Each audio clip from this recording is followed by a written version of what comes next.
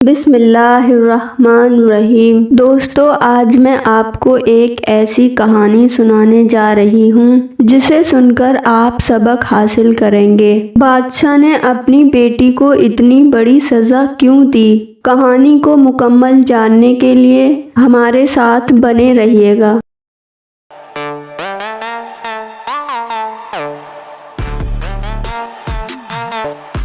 کسی ملک میں ایک بادشاہ تھا۔ اس کی 5 بیٹیاں تھیں۔ وہ ان 5 سے بے حد محبت کرتا تھا اور ان کے ہر آرام کا خیال رکھتا تھا۔ ایک بار جب دسترخوان سجا ہوا تھا، وہ سب لوگ ساتھ کھانے پر بیٹھے تھے۔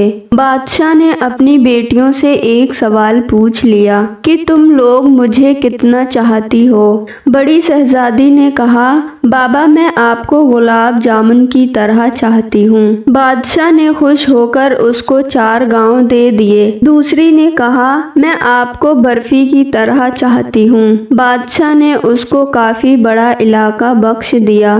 تیسری لڑکی نے کہا، میں آپ کو امرتی کی طرح چاہتی ہوں۔ اس کو بھی بادشاہ نے بہت زمین جائیداد دے دی۔ اسی طرح چوتھی بیٹی نے بھی جواب دیا، اس کو بھی انعام سے نواز دیا۔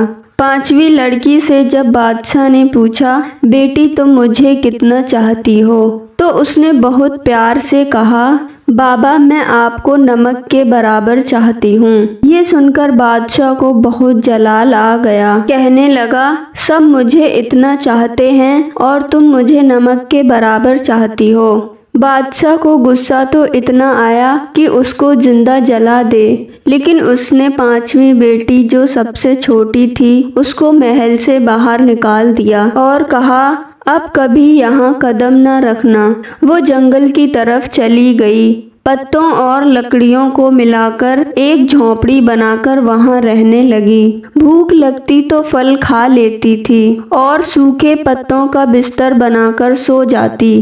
ایک دن جب وہ سو کر اٹھی تو دیکھا کہ رنگ برنگی چڑیوں کے پر ہر طرف بکھرے پڑے ہیں۔ اس نے ان پروں کو جمع کیا اور ایک چھوٹی سی پنکھیا بنا لی اور گرمی میں اسی پنکھیا سے ہوا کر لیتی تھی۔ پھر دوسرے دن اس کو اور پر ملے۔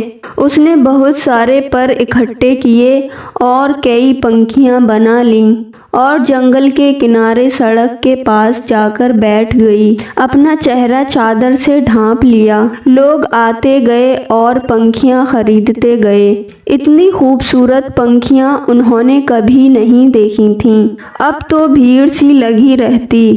ایک بار شہزادے کا ادھر سے گزر ہوا۔ اس نے اتنے خوبصورت پنکھے کبھی نہیں دیکھے تھے۔ سارے خرید لیے۔ پھر شہزادی سے پوچھا، تم کون ہو؟ اس نے کوئی جواب نہیں دیا۔ اس کے خوبصورت ہاتھ بتا رہے تھے کہ اس نے کبھی کام نہیں کیا تھا۔ پنکھیاں بنانے میں اس کی انگلیاں زخمی تھیں۔ شہزادہ اس کا پیچھا کرتے ہوئے جنگل آ گیا اور جب اس کو پتہ چلا کہ وہ شہزادی ہے اور سزا کاٹ رہی ہے تو بہت غمزدہ ہوا۔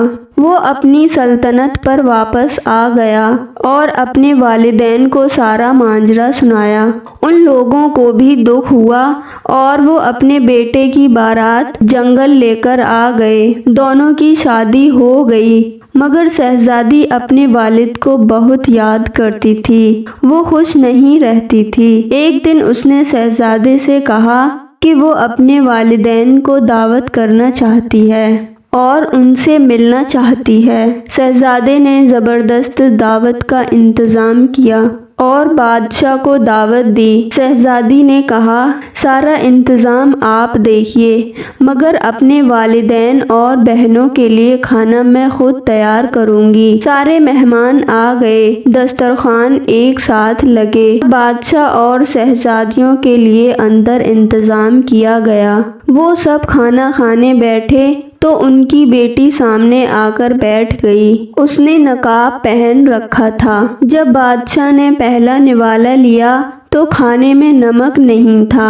دوسری ڈش نکالی، وہ بھی بغیر نمک کے تھی۔ تب ان کو بہت غصہ آیا کہ مجھے بلا کر یوں بغیر نمک کا کھانا کھلایا گیا۔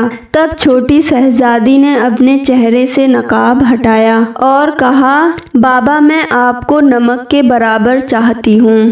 میں نے یہی کہا تھا، کیونکہ نمک کے بغیر کسی چیز میں لذت نہیں ہوتی۔ بادشاہ چونک اٹھا، پھر اس نے آگے بڑھ کر بیٹی کو گلے لگا لیا اور اس کی آنکھیں بھر آئیں۔